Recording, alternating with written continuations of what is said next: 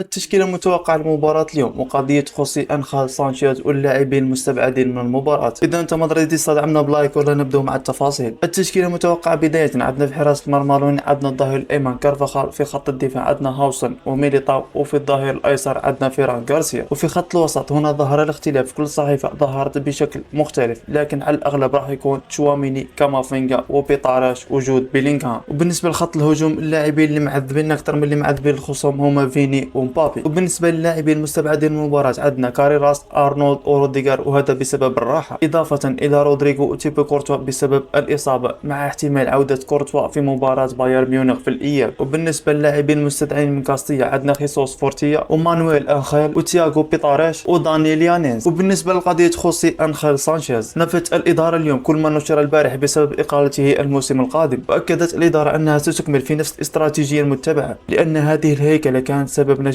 أحد أفضل فترات النادي ومنها 6 كأس أوروبية، وريال مدريد بمن حضر هلا مدريد.